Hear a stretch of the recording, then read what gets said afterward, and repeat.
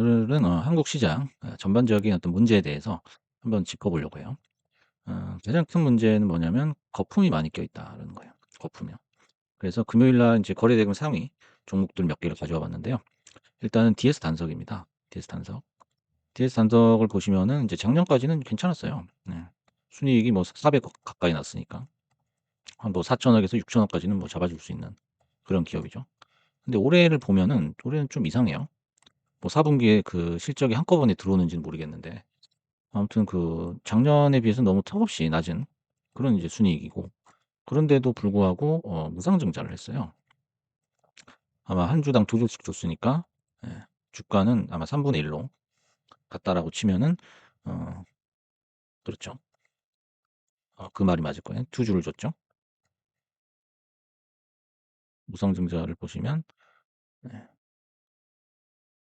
보통주 한 주당 신주 2주를 배정하는 무상증자를 진행했다. 보통 이제 우리가 알고 있는 그 상식으로는 그 이익이 많이 나야죠. 이익이 많이 나야 되는데 올해는 이익도 별로 나지도 않았어요. 거의 뭐 본전치기인데 왜 무상증자를 했는지 그거는 좀 아리송합니다. 아무튼 이제 여기서 많이 물려있던 분들한테는 좋죠. 네. 거의 뭐 최고가 16만 원, 지금 현재가 기준으로 이 정도에서 이제 쭉 내려왔다가 이제 아마 한 6만 원 정도에서 반등을 해가지고 지금 한 18만 원까지 왔다라고 보시면 되겠죠. 그래서 인제 이거 뭐 무상증자 전에 그 주가로 하면은 거의 뭐 한 50만 원 가까이 되는 거죠. 그래서 인제 아무튼 최근에 굉장히 그 수급이 몰리면서 거의 시세를 다 냈다라고 볼 수가 있죠. 그래서 이거는 굉장히 한 근 1년 동안 이렇게 빠졌어요. 빠지다가 뭐 인제 뭐 밑작업을 했는지 어쨌는지 모르겠지만 결국에는 수익을 내고 세력이 인제 나갔는지 안 나갔는지는 모르겠습니다. 하지만 인제 세력은 그 이미 수익은 3배 가까이 낸 그런 모습이죠. 그래서 PER을 보시면 지금 현재 뭐 140배 뭐 어떻게 계산을 했는지는 모르겠어요. 근데 올해 아마 그 주식 수익을 기준으로 한 것 같아요. 그래서 이제 143배가 나왔는데 이제 얘기하고 싶은 건 그거예요. PER이 너무 높다. 예. 거의 PER을 무시하고서 간다라는 거죠. PER을 무시하고 간다. 그래서 이제 DS 단석 같은 경우에는 뭐 바이오 에너지, 플라스틱 리사이클, 배터리 리사이클 요런 이제 사업을 영위하고 있다라고 하는데 요게 이제 수익성이 보장이 돼 있는 건지 모르겠어요. 이제 한참 그 ESG라 그래 가지고 이제 억지로 뭔가 좀 환경 쪽으로 그 자금이 몰리게 하는 그런 움직임이 있었죠. 근데 블랙락 같은 경우에도 뭐 ESG를 포기를 한다고 했으니까 이런 게 약간 좀 투자하는 데 과연 도움이 될지 그건 잘 모르겠습니다. 앞으로의 주가 흐름을 좀 더 살펴봐야겠지만 현재의 느낌으로 봤을 때는 너무 많이 올라 있다. 그런 느낌을 지울 수가 없습니다. 그다음에 이제 카카오인데요. 카카오도 지금 뭐 추정 PER이 54배 정도 나오는데 그거보다 지금 더 나올 거예요. 그래서 10년 동안의 카카오 움직임을 보시면 상장하고 나서는 이제 별거 없다가 이제 2020년 그때가 이제 코로나 직전이었나 이때 17만 원까지 갔었죠. 그래서 이때 다시 이제 쭉 빠져 가지고 현재는 뭐 이게 조정인지 뭔지 모르겠습니다. 조정이라고 하기엔 너무 많이 빠져 있는 상태라서 카카오도 뭐 기관이나 외국인이 들어오지만 이게 인기가 없을 수밖에 없는 이유가 있어요. 예. 카카오가 이제 뭐 매출이 늘어가 나고 어 뭐 당기 순이익은 줄어들었지만은 그래도 안정적인 사업을 하고 있다. 뭐 망할 기업은 아니잖아요. 근데도 인제 주가가 인제 지지부진한 이유는 그거예요. 너무 인제 퍼가 높다라는 거죠. 요거랑 인제 비교했을 때 네이버는 어느 정도 퍼가 안정적으로 와 있어요. 지금 20배 정도, 20배 좀 못 되는 걸로 알고 있거든요. 근데 여전히 카카오는 높다라는 거예요. 그렇다고 해서 카카오랑 네이버가 같은 영역에 있는데 카카오가 네이버를 앞질렀냐? 그것도 아니거든요. 예. 그러니까 그거에 대한 이제 실망 매물 때문에 주가가 계속 빠지고 있다라고 볼 수가 있어요.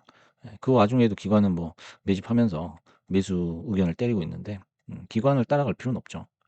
여러분은 이제 기관의 어떤 희생양이 될 수도 있기 때문에 너무 기관을 따라갈 필요는 없습니다. 그래서 여러분이 스스로 잘 판단을 해야 되는데 그 판단의 기준은 펀더멘털이 될 수밖에 없다는 거예요. 될 수밖에 없다는 거죠. 최근에 또 LK 삼양이 뜨고 있는데 좀 과거에는 이제 삼양 옵틱스였죠. 삼양 옵틱스.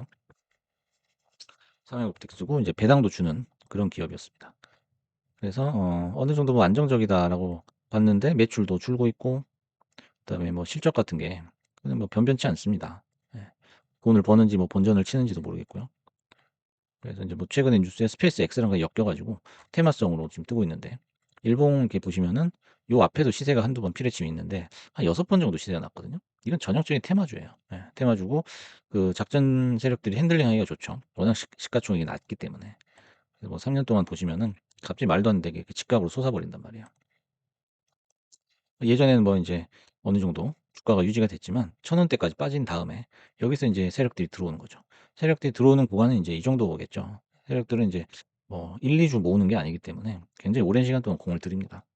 예. 근데 개미들은 항상 여기서 들어가기 때문에 문제가 되는 거고. 그래서 뭐 이렇게 솟구치더라도 들어가도 되는 주식이 있죠. 근데 이 주식이 과연 그 조건에 부합하느냐 그걸 잘 판단을 해 보셔야 되고. 그다음에 인제 마지막으로 이스트 소프트인데 심심하면 한 번씩 인제 시세를 내는 그런 전형적인 적자 기업입니다, 적자 기업. 예. 이스트 소프트가 예전에 뭐 알약이나 이런 거 그다음에 인제 비대면 관련해 가지고 코로나 때 반짝하긴 했지만 이 회사는 별 볼 일 없는 회사잖아요. 그죠? 예. 이거 그 별 볼 일 없다라고 판단하는 기준은 그 매출하고 수익이에요. 수익이 안 나잖아요. 지금 5 분기 내내 예 5 분기 동안 그 전 분기도 마찬가지일 거예요. 지금 몇 분기째 지금 적자가 나고 있습니까?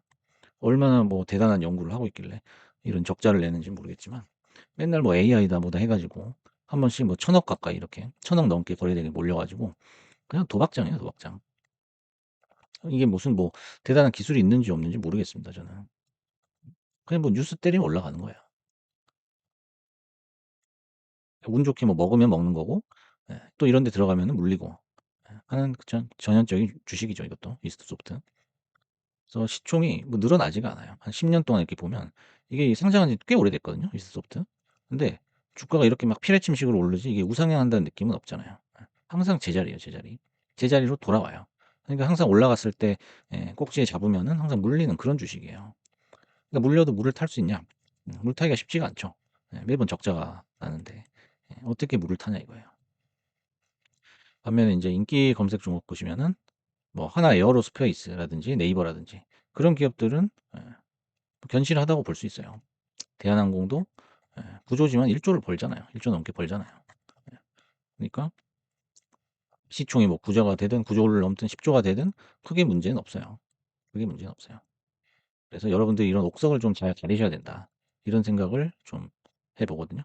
그래서 하나 에어로스페이스도 보시면 시총이 뭐 14 조니까 어마어마하게 덩치가 커 보이지만 1 조를 벌잖아요. 1조 가까이 벌기 때문에. 그리고 뭐 매출이나 당기순이익이 늘고 있기 때문에 그렇게 크게 문제가 되진 않아요. 하지만 돈을 그다지 못 버는데 괜히 시총이 높아져 있는 그런 어 주식들이 있어요.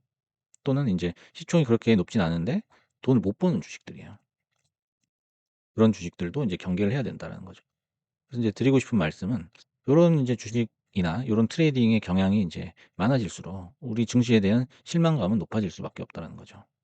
그래서 인제 코스피는 언제 오르나, 언제 오르나 하는데 코스피는 오르고 있어요. 오르고 있습니다. 오르고 있는데 결국에는 그 마지막까지 가는 들고 가는 그 믿음이거든요. 그래서 요런 믿음이 인제 부족할 경우에는 자꾸 이런 실망감을 안게 되는 거고요. 그 믿음이 있다. 오직 이 주식밖에 없다 하면은 이제 미국장에서 수익을 낼 수도 있는 거고요.